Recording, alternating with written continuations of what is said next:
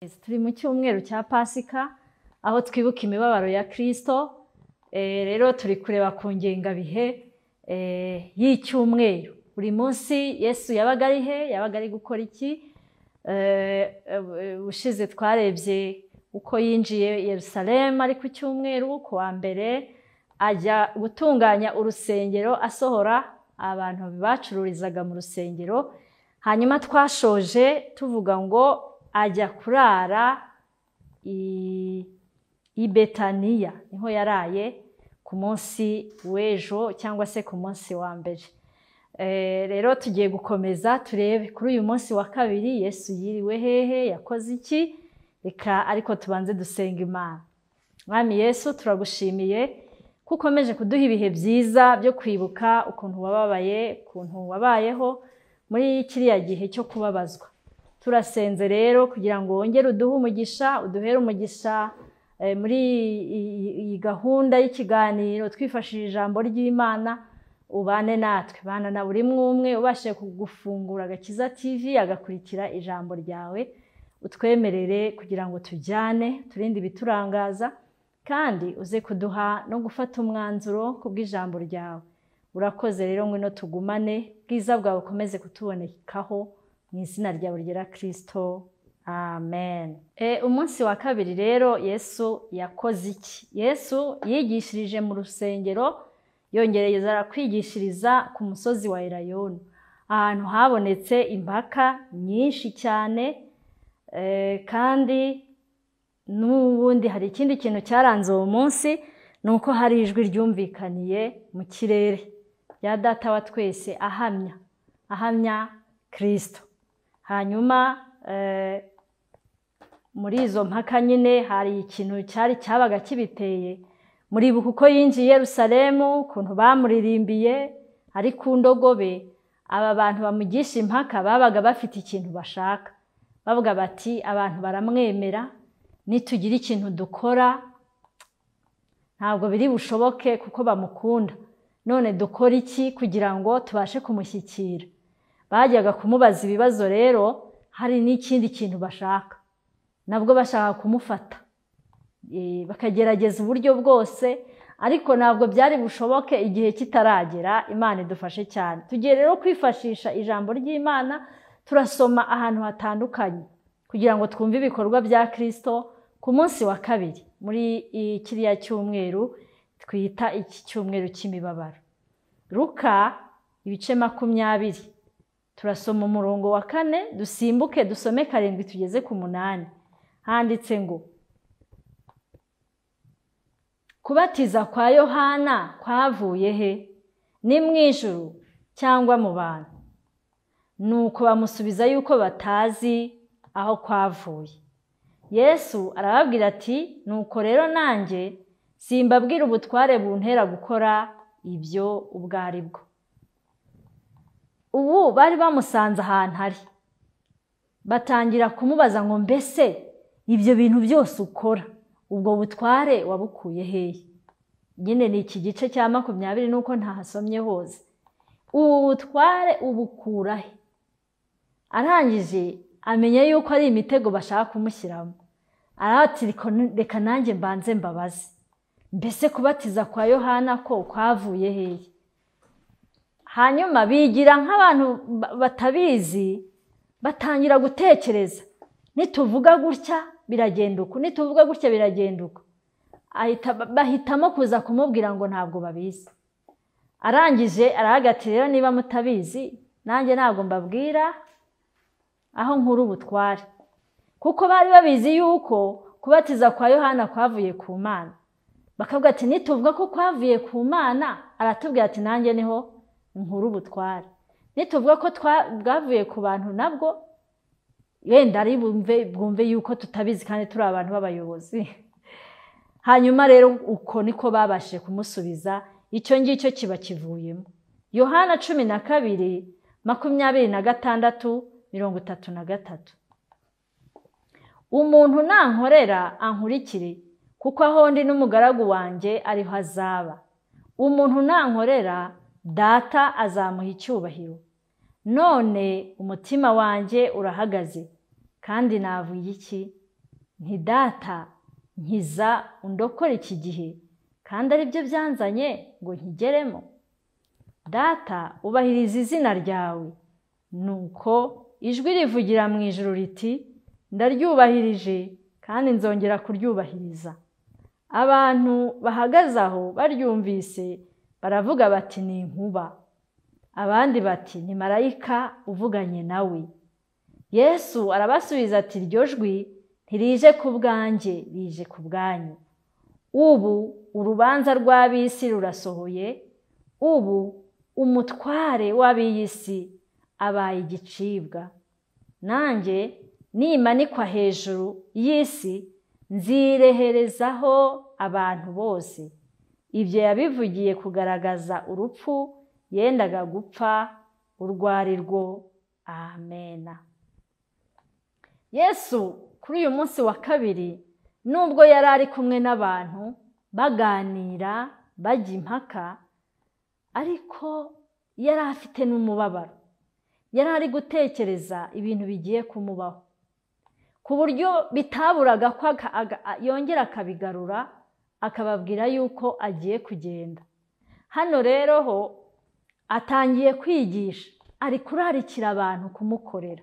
Umuntu nankorera ankurikire. Bene data, muzi yuko umuntu ashobora gukorera Yesu kandi atamukurikiye?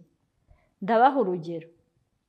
Nk'umuntu ashobora guhaguruka ati ngenda ndafasha imfubyi 100 ndabishyurira kugira ngo babashe kwiga primaire na secondaire, akabashyira hariya akabishyurira pe. Ariko hirya akajya gusambana, agaca inyuma umugore we, cyangwa yaba ari umugore ubikora agaca inyuma umugabo we. Uyu muntu kuri side imwe agaragara yuko ari gukorera Imana, ariko ku yindi side ntabwo akurikiye Imana kubera ko arabivanga. Ariko Yesu aravuga ngo umuntu nankorera ankurikire. Ni ukuvuga ngo niba we uhisemo gukorera Kristo, mukurikire. Aravuga ngo kuko aho ndi niho n'umugaragu wanjye azaba. Yesu yabonaga ko agiye kudusiga akagenda, kandi ko dukwiriye kuzabana. Ahitamo kutwigisha uko dukwiriye kubigenza kugira ngo tuzabane aho hantu agiye.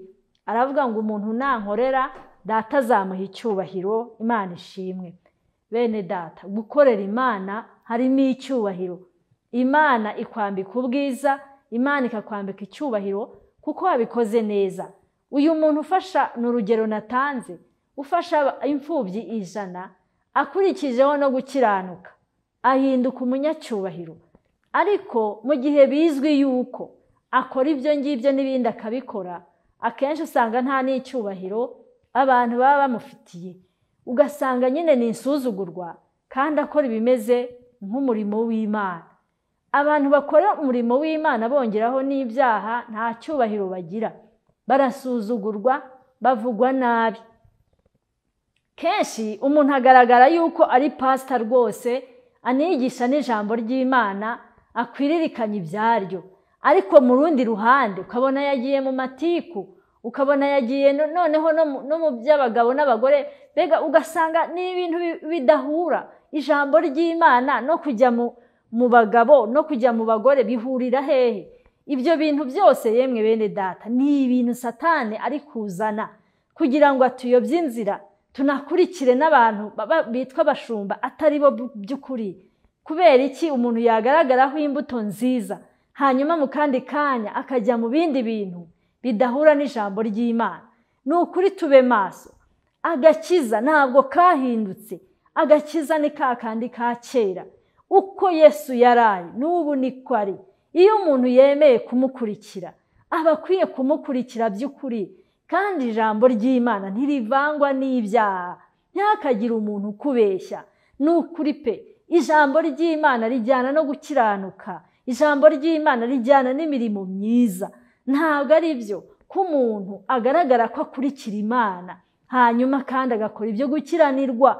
Ibyo bintu ni ukutubeshya, ntabwo ari byo, nta nubwo bizigera biba byo na rimwe. Niba umuntu atwereka Yesu, namutwereke koko ariko yizanamo n'ibindi bintu by'ibyaha. Yesu aravuga ngo umuntu nankorera anankurikire. Haleluya. Imana yacu idufashe cyane bene data, tugire amaso yo gushishoza, tugire ubwenge, tumenye ese uyu muntu ko avuga Imana koko arayikurikiye. Ese mwene data nkubaze, ni gute ushobora kuvuga ngo uravugira Imana kandi ejo bundi waragaragaye nawe urimo gukora ibyaha runaka ku karubanda ku mugaragaro? Ibyo bintu ni ibintu byo gusebya Imana, ntabwo bikwiriye. Ariko Yesu yongera kwibutsa abantu bamukorera, aravuga ngo umuntu nankorera nkurikire. Kandi Yesu yavuze ngo muzabamenyera ku mbuto zabo. Niba umuntu atubwiye yuko akorera Imana ariko ntayikurikire, ni umunyabinyoma, aratubeshya, ntabwo bishoboka. Kandi uwo muntu kugira ngo azagere aho Yesu ari biragoye cyane, kereka abwiye Yesu ati mbabarira gukiranirwa kwanjye kose. Hanyuma Yesu abasha kuvuga ayo magambo, ariko arangije yongera kugaruka kuri bya bihe bye byo muri icyo cyumweru. Aravuga ngo uri ku mutima wanjye urahagaze, kandi navuga iki? Ese ngo mvuge ngo ntibibeho? Murumva ko Yesu mu by'ukuri nawe yahuye n'ibibazo bikomeye pe. Yatekerezaga ahantu agiye kujya, umutima we ugahagarara. Ari kubibwira abantu, ntibanamenya niba ari ibiki, ntibazi ibyo ari byo, ariko ari kubivuga ngo none umutima wanjye urahagaze kandi navuga iki? Nti data nkiza ndokora iki gihe, kandi ari byo byanzanye ngo nkigeremo. Abaye nk'umubyeyi uri ku bise, kandi koko ngo twaturutse mu bise by'imibabaro ye. Yesu ntabwo yababaye ku wa gatanu gusa, ahubwo iki cyumweru cyose yari afite umubabaro. Urareba ku munsi wa kabiri ari kuvuga yuko umutima uhagaze, kandi abantu ari kubibwira nta nubwo banabyitayeho, nta nubwo bari namubwiye ati humura. Ariko akongera akibaza, ese mbwire data bihagarike, mbwire data yuko ntakibishoboye, ngo mubwire ngo ngiza undokore iki gihe, kandi ngo ari byo byanzanye. Ariganiriza wenyine. Buriya nkubwire, iyo ugeze mu mubabaro ubasha gutangira kwivugisha biba byarenze. Iyo utangiye kwibaza ukanisubiza biba byabaye ibindi bintu. Nagira ngo wumve umubabaro wa Yesu uko wanganaga, kuko yari afite ubushobozi bwo kureba ibintu bizamubaho, kandi yambaye umubiri uramurya, umubiri uramubabaza, ni umuntu. Yesu yari afite uburyo bubiri yari abayeho. Igice kimwe 100% yari umuntu, kandi ikindi gice 100% yari Imana. Hari amagambo yavugaga ahagaze mu gice cy'ubumuntu, hari n'amagambo yavugaga ahagaze mu gice cy'ubumana. Ahangaha avuga ngo umutima wanjye urahagaze, yabaga ahagaze mu gice cy'ubumuntu. Umutima wanjye urahagaze, ni umuntu yahagazemo. Ariko akongera ati none se mbyange kandi ari byo byanzanye? Urumva ko yabashaga no kumenya icyamuzanye. Imana yacu ishimwe cyane. Mu buzima bwawe mwene data, uzajya umenya ikintu wahamagariwe, uzajya umenya impamvu uriho, umenye n'icyakuzanye ku isi. Yesu yaje ku isi afite umugambi wo gukiza abantu, abizi neza. Ntabwo bikwiriye kubaho utazi ikintu ubereyeho. Imana yakuremye ngo ugire ute? Ukwiye kumenya icyakuzanye ku isi nawe. Umugambi w'Imana ku buzima bwawe hano ku isi ni uwuhe? Imana yakuzanye ngo ugire gute? Uje gukora iki? Yakuzanye kuzuza ubuhe mugambi?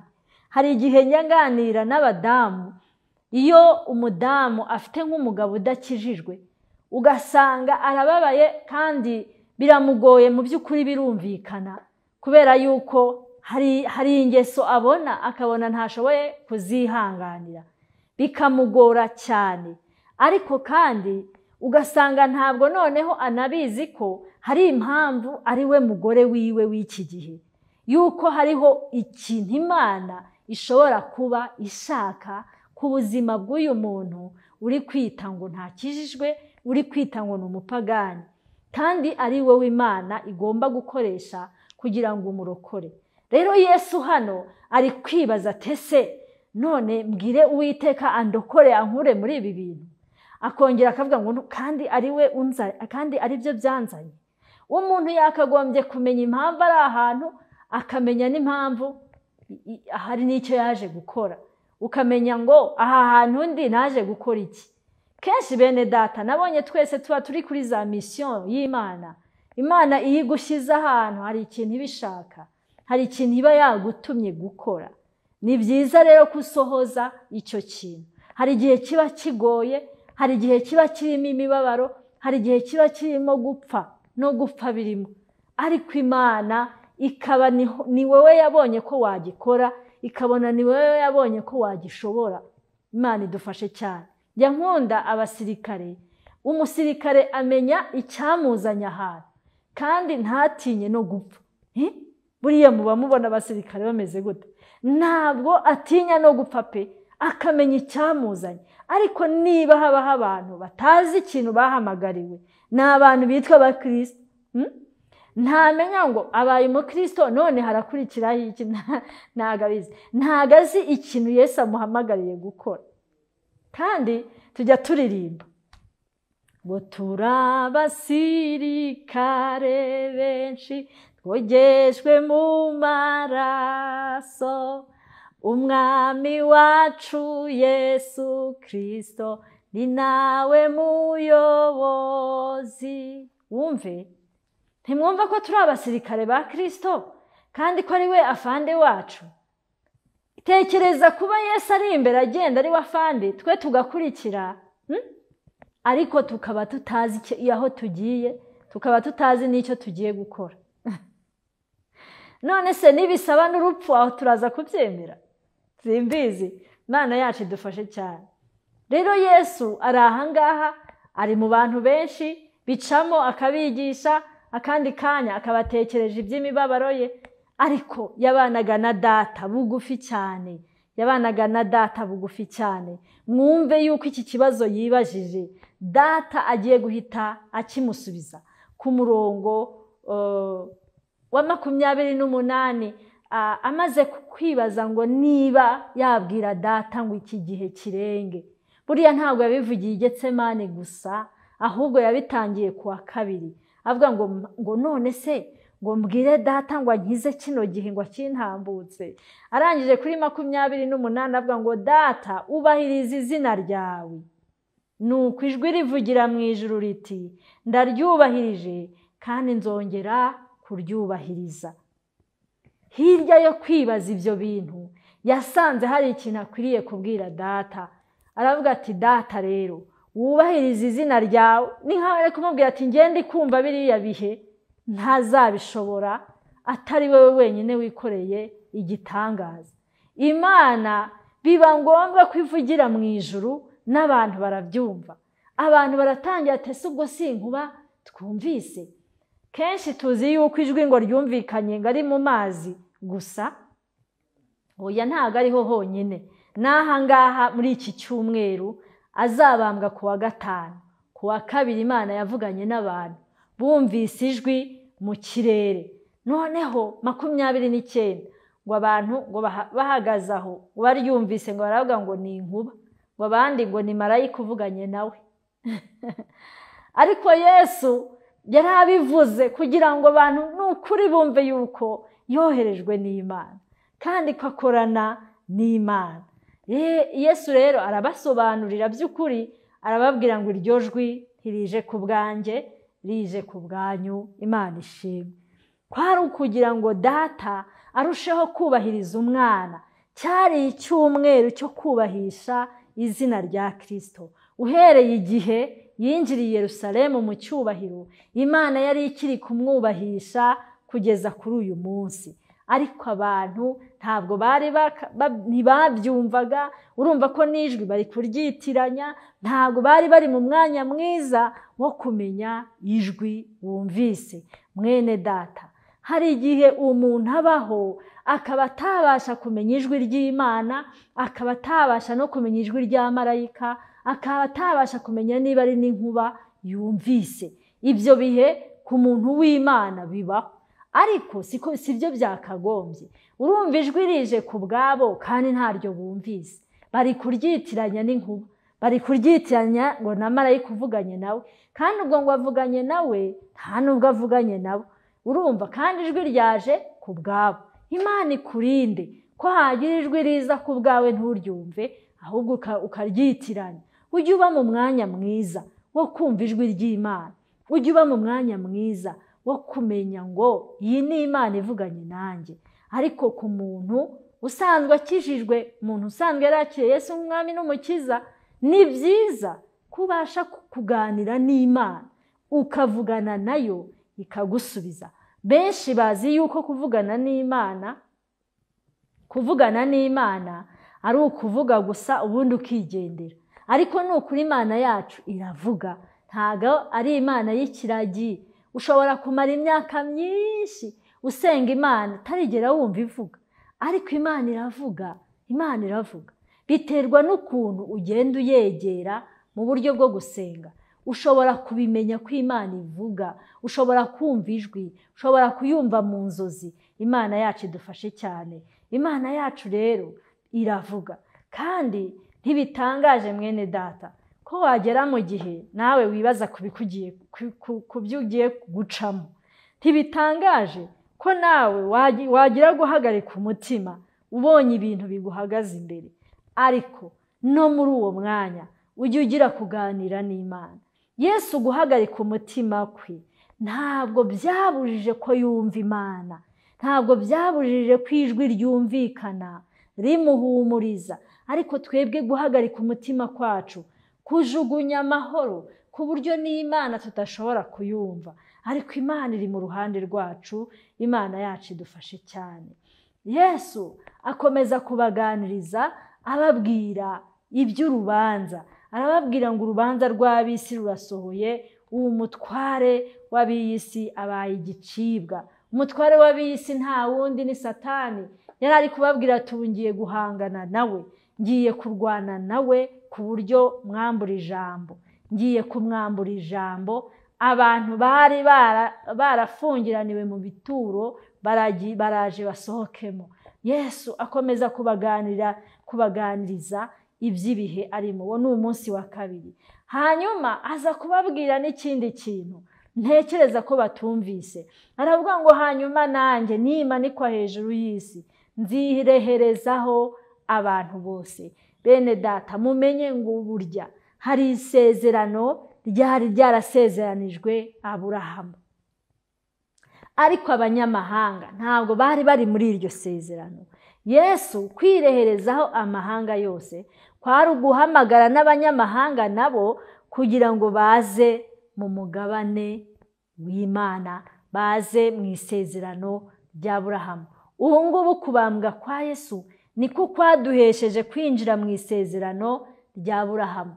Rero mwene data, ujye ubinezererwa cyane, uvuge ngo kumanikwa kwa Yesu byampesheje kuba mu isezerano ry'Imana.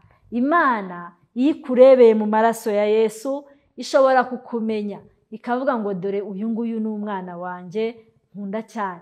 Ariko abantu batinjira mu maraso ya Yesu biragoye ko Imana ibarekonesa rwose, ikomeza kubabona nk'abanyamahanga, kuko ntabwo bari kwinjira mu maraso ya Yesu.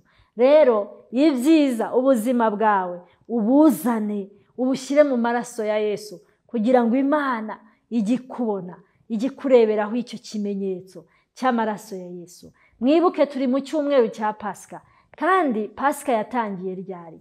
Yatangiriye iyo muri Egiputa, igihe Imana yajyaga kurokora Abisirayeli ibakura mu buretwa. Bahawe ibwiriza ryo gusiga amaraso ku nkomanizo z'imiryango, kugira ngo marayika murimbuzi naza atambuke abonye icyo kimenyetso. Nawe ukwiriye kwakira Yesu, iki kimenyetso cy'amaraso ye kikakubonekaho, kugira ngo marayika murimbuzi naza uzarokoke mwene data. Yesu aravuga ngo nanjye nimanikwa hejuru y'isi nzireherezaho abantu bose. Bisobanura ngo ntabwo isezerano rikiri iry'Abisirayeli gusa, n'abandi bose bagiye kwinjiramo. Hanyuma Bibiliya iravuga ngo ibyo yabivugiye kugaragaza urupfu yendaga gupfa urwo ari rwo. Ngiyo imirimo Yesu yakoze ku munsi wa kabiri. Kwari ukwigisha, kwari ugusubiramo ibihe agiye kwinjiramo, ariko nanone natwe bitubere nk'isomo. Aba bafarisayo bari kumuhiga bamushakaho impamvu, bohereza abantu ngo bamushakeho impamvu, nta kindi ni ukumwanga, ni ukwanga kumwakira mu buzima bwabo. Ntibikakubeho mwene data, ntukange Yesu, ahubwo Yesu mwinjize mu mutima wawe, muhe ikaze, mubane iteka. Yesu mugumane abe ikimenyetso kiranga yuko warangije rwose kumwiha burundu.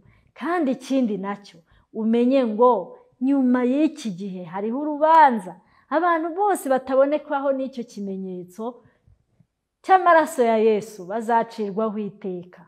Rero nagira ngo nkubwire ngo ngwino kwa Yesu, ngwino we kwifatikanya n'abamurwanya, ahubwo ujye mu ruhande rw'abantu bamwemera kandi bakamukunda. Urubanza rw'ab'isi rurasohoye, niko Yesu yavuze, kandi umwami wabo nawe aracecekeshejwe. Ntabwo bishoboka ko Satani yazaraganwa natwe, byararangiye, kandi Yesu yaramunesheje ku musaraba i Golgota. Rero nagira ngo twibukiranye kuri uyu munsi wa kabiri, yiriwe yigisha ijambo ry'Imana, abashatse kumubaza ibibazo by'imitego abasha kubimenya akabikuramo. Erega baraje banamubaza n'ibindi, hariho ibindi tutasomye kuko tutabasha gusoma Bibiliya yose, ariko hari ibindi bazaga bakamubaza ngo mbese ngo biremewe yuko ngo dutanga ngo imisoro. Bashaka kumubaza niba batanga imisoro kwa Kayisari. Noneho Yesu aravuga ati muzane igiceri hano turebe. Atese iyi foto iriho ni yande? Bati ni ya Kayisari. Ati nuko rero ibya Kayisari mu bihe bakumva baratsinzwe, bashakaga icyaha cyuko aza akavuga ati none ntibyemewe gutanga imisoro, bahite bamufata ngo bamufunge ngo biki, ariko bakibagirwa yuko muri we hari mu bumana. Tugiye gusenga Imana. Ushaka kwakira Yesu nk'umwami n'umukiza w'ubugingo bwawe, ni ikaze. Waba warasubiye inyuma nawe garuka, Yesu akugirire neza.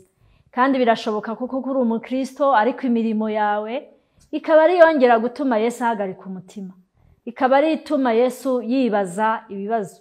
Ariko nagira ngo dusengane Imana, nawe uyu munsi wongere wiyunge n'umutima wa Kristo, kugira ngo muri iki cyumweru nawe hazaboneka impinduka mu buzima bwawe. Reka dusenge. Turagushimiye mwami Yesu, uri umurengezi wacu kandi uri umutabazi wacu.